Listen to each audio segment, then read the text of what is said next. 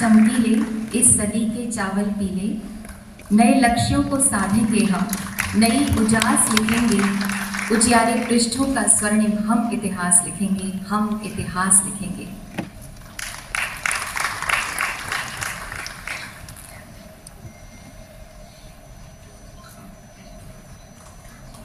हमारे यहाँ परंपरा रही है कि दीप प्रज्वलन से कार्यक्रम का शुभारंभ किया जाता है। इससे माहौल ईश्वरीय हो जाता है, अपनों की शुभकामनाएं साथ जुड़ जाती हैं। बहुत बहुत धन्यवाद माननीय। में एनडीए सरकार की तीसरी टर्म में सहकारिता के मंत्रालय की 100 दिन का आज महत्वपूर्ण दिन है, क्योंकि आज एक प्रकार से सहकारिता मंत्रालय ने जो 10 महत्वपूर्ण इनिशिएटिव इस 100 दिन में लिए हैं, उसमें से 3 इनिशिएटिव को आज एक ही मंच से लॉन्च किया जाता है। लगभग 3 साल पहले सालों से प्रतीक्षित एक मांग थी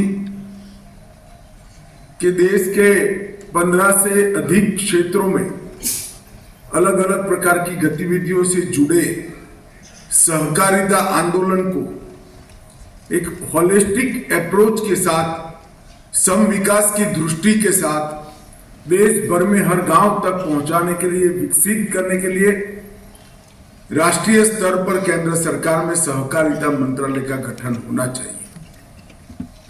लगभग 70 साल से मांग सत्ता के गलियारों में इधर उधर घूमती रही। अंततोगत्वा नरेंद्र मोदी जी ने सहकारिता मंत्रालय की स्वतंत्र स्थापना का निर्णय किया। ये हम सब के लिए बहुत ज्यादा, और मेरे लिए ज्यादा सौभाग्य का विषय है, क्योंकि देश का प्रथम सहकारिता मंत्री बनने का सम्मान मुझे मोदी जी ने दिया। मित्रों, सहकारिता वह शक्ति है जो व्यक्ति की शक्तियों को सामूहिक रूप से लाकर समाज की शक्ति के रूप में परिवर्तित करती है। ईश्वर ने हर व्यक्ति में अलग अलग प्रकार की शक्तियां दी, मगर कोई एक व्यक्ति सब कुछ नहीं कर सकता है।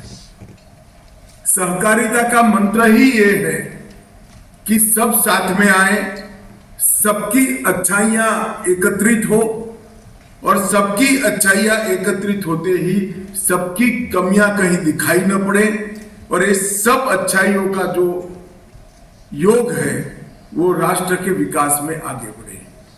और इस सहकारिता का मंत्र कई जगह पर चमत्कारिक परिणाम दिखाया है, परंतु बहुत लंबे समय में चलते हमारे देश में सहकारिता आंदोलन एक प्रकार से अप्रासंगिक बनता जा रहा था। स्वाभाविक रूप से 70 साल में देश में बहुत सारा परिवर्तन हुआ।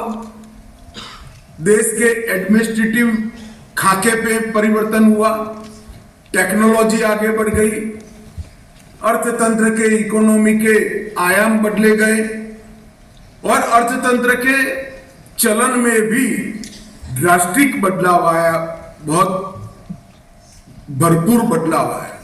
ये सब के साथ सहकारिता आंदोलन के मूल तत्व को संभालकर सहकारिता में जो परिवर्तन करने की जरूरत थी, वो समय अनुकूल परिवर्तन नहीं किए गए। इसके कारण कुछ राज्यों में सहकारिता एकदम से सफल हुई, कुछ राज्यों में सरकार की दया पर निर्भर हो गई, और कुछ राज्यों से लुप्त ही हो गई। जब सहकारिता मंत्रालय का गठन किया गया, तब उसका उद्देश्य था कि समग्र देश के हर जिले, हर गांव के अंदर सहकारिता फिर से पुनर्जीवित हो, सहकारिता के कानून, सहकारिता की कार्यप्रणालियां और सहकारिता की संस्कृति तीनों को समय अनुकूल बनाकर नए सांचे में ढाला जाए और इसके उपयोग से 140 करोड़ की आबादी वाले देश के अंदर रोजगारी का एक ऐसी नई शुरुआत की जाए कि जिसके आधार पर न केवल देश संपन्न बने, हर एक व्यक्ति स्वाभिमान के साथ अपना जीवन यापन कर पाए। और उस उद्देश्यों के लेकर 3 साल में काम हुआ। 3 साल में लगभग अब तक 60 नए इनिशिएटिव लिए गए हैं और मैं मानता हूं कि ये 100 दिन में हमने जो 10 इनिशिएटिव लिए हैं वो 10 इनिशिएटिव सहकारिता क्षेत्र को परिपूर्ण बनाने में बहुत बड़ा योगदान देंगे। इसमें से 3 आज इसी मंच से अभी एक प्रकार से सार्वजनिक किए हैं। 2 लाख प्राथमिक डेयरी, मत्स्य सहकारी समितियां और पैक्स, ये तीनों का संयुक्त एक उपबंध बनाकर हमने देश भर में भेजा था। देश की सभी राज्य सरकारों ने इसको स्वीकार किया है। तो 2 लाख नई प्राथमिक सहकारिता रजिस्टर्ड होते ही देश में एक भी पंचायत ऐसी नहीं बचेगी जहां पैक्स न हो, डेयरी न हो या मत्स्य की कोऑपरेटिव न हो। और ये होते ही समग्र देश सहकारिता की रीच से तृप्त हो जाएगा। ये होते ही तहसील और जिले की संस्थाएं बनेगी और राज्य की संस्थाओं को भी एक नई ताकत और गति मिलेगी। और मैं निश्चित रूप से कहना चाहता हूं कि एक जमाने में जो पैक्स बने थे बंद हो गए, अब नए पैक्स जो रजिस्टर्ड होंगे वो बंद नहीं होंगे, क्योंकि हमने पैक्स के साथ 25 प्रकार के अलग अलग कामों को जोड़कर इसको वायबल बनाया। पैक्स पहले कृषि धिराण, शॉर्ट टर्म लोन कृषि के लिए देने का काम करते थे। अब हमने इसके साथ डेयरी जोड़ी है, मत्स्य की जोड़ी है, इसके साथ गोडाउन का भी जुड़ाव किया है, सस्ते अनाज की दुकान, सस्ती दवाइयों की दुकान, पेट्रोल पंप, एलपीजी का गैस का सिलेंडर, पानी के वितरण की व्यवस्था है। ढेर सारी चीजों को हमने पैक्स के साथ जोड़ा है। इससे ये 2 लाख पैक्स बनकर हर पंचायत में जो पैक्स बनेंगे, न केवल पैक्स हमारे त्रिस्तरीय सहकारी ढांचे को मजबूती देने का काम करेंगे। क्योंकि जब पैक्स मजबूत होता है, पैक्स की संख्या बढ़ती है, तो अपने आप जिला बैंक मजबूत होती है। जिला बैंक अगर मजबूत होती है तो अपने आप स्टेट कोऑपरेटिव बैंक मजबूत होती है। और ये जो आज श्वेत क्रांति 2 इसका एसओपी का विमोचन किया गया।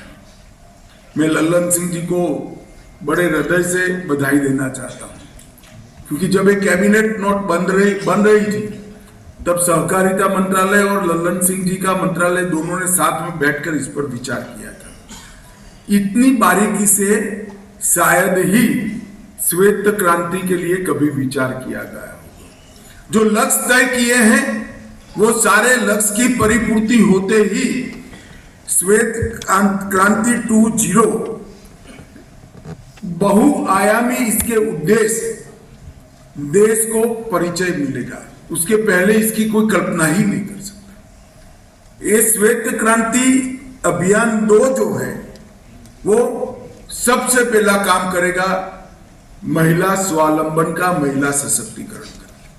हम सब जानते हैं कि दूध के उत्पादन के साथ और विशेषकर कोऑपरेटिव दूध के उत्पादन के साथ, डेयरी के साथ माताएं बहनें जुड़ी हैं। और माताओं बहनों को आत्मनिर्भर बनाना, स्वावलंबी बनाना, उनका एम्पावरमेंट करना, सशक्तिकरण करना, ये कोई और कार्यक्रम नहीं कर सकता जितना अच्छे से हमारी डेयरी कर सकती है। और उसके कई राज्यों में उदाहरण जीवित है। आज मैं गुजरात की बात करना चाहता हूं। 36 लाख बहनें 60,000 करोड़ का व्यापार करती है और वो बहन का सिर्फ 100 रुपया शेयर मूल्य है। 60,000 करोड़ का व्यापार और खाद्य क्षेत्र में सबसे विश्वसनीय ब्रांड अगर कोई आज बना है पूरे विश्व में तो अमूल बना है। जिस तरह से श्वेत क्रांति 2 महिला सशक्तिकरण करेगा, उसी तरह से श्वेत क्रांति 2 हमारे कुपोषण के खिलाफ जंग को भी ताकत देगा। जब दूध की उपलब्धता बढ़ेगी तो तब उसका सबसे बड़ा फायदा गरीब बच्चे को होता है, कुपोषित बच्चे को होता है। और उसका उदाहरण मैं गुजरात का जानता हूँ। मेरे गांव में जब डेयरी आई उसके पहले जो कुपोषण था और डेयरी आने के 10 साल के बाद जो कुपोषण था, वे दोनों के बीच में बड़ा अंतर आया है। क्योंकि कोई भी माँ पशु पालती है और दूध उत्पन्न करती है तो वो डेयरी में भरने से पहले अपने बच्चे को एक गिलास जरूर पिला लेगी। ये माँ का स्वभाव है। अगर घर में गाय ही नहीं है, भैंस ही नहीं है, तो आज उसकी ताकत नहीं है खरीद कर बच्चे को पिला पाए। मगर घर में पशुपालन हो रहा है, डेयरी के साथ वो माँ जुड़ गई है, तो अपना बच्चे या बच्ची को निश्चित रूप से पहले कुपोषण से मुक्त कराएगी। कोई सरकार ये काम नहीं कर सकती। सरकारें कितने भी साल प्रयास करें, जब तक मां बच्चे को और बच्ची को कुपोषण से बाहर न निकाले वो नहीं निकल सकते। ये काम भी श्वेत क्रांति 2 करेगा। तीसरा काम रोजगारी का।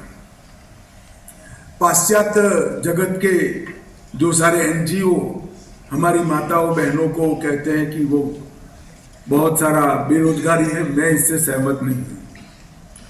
हमारे यहाँ घर में खाना पकाने का काम, बच्चों को बड़ा करने का काम, कृषि के इतर काम, ढेर सारा काम माताएं बहनें करती रहती हैं। परंतु फिर भी फॉर्मल तरीके से रोजगारी का सवाल आता है। जब पाश्चात्य दृष्टि से उनकी रोजगारी की गिनती होती है तो हमारी ग्रामीण क्षेत्र की माताएं बहनें आज पीछे हैं। ये सारी माताओं बहनों को रोजगारी देने का काम अगर कोई करेगा तो श्वेत क्रांति 2 करेगा। क्योंकि डेयरी से जो चेक आएगा वो माँ के नाम पर आएगा, बहन के नाम पर आएगा, और पति ने 100-1000 रुपया उधार जब मांगना पड़ेगा उसके मन में भी बड़ा आनंद आ जाएगा। और मैंने दृश्य देखे, मेरे हाथ से 50-50 लाख के 1-1 करोड़ रुपए के दूध के रेट के डिफरेंस के चेक मैंने खुद वितरण किए, और वो माता के नाम पर होते, बहन के नाम पर होते। तो एक प्रकार से रोजगारी का भी काम एक करेगा। चौथा, नरेंद्र मोदी जी ने बहुत बड़ा अभियान उठाया है प्राकृतिक खेती का। और प्राकृतिक खेती के लिए अगर जितना पशुपालन का व्यवसाय पुख्ता होगा, प्राकृतिक खेती इतनी मजबूत होगी। क्योंकि हम सब जानते हैं पशुओं के गोबर से ही प्राकृतिक खेती सफल और सबल होती है। और प्राकृतिक खेती का जो बढ़ोतरी हो रहा है वो पशुपालन के व्यवसाय से ज्यादा मजबूत होगा। और 5वां, कृषि योग्य भूमि की उर्वरकता बढ़ाने का काम भी यही पशुपालन के काम से बढ़ेगी। तो ये 5 उद्देश्यों को एक साथ समाहित करते हुए श्वेत क्रांति 2 यहाँ पर आज लॉन्च किया गया है। मैंने उनका पूरा प्रेजेंटेशन देखा है।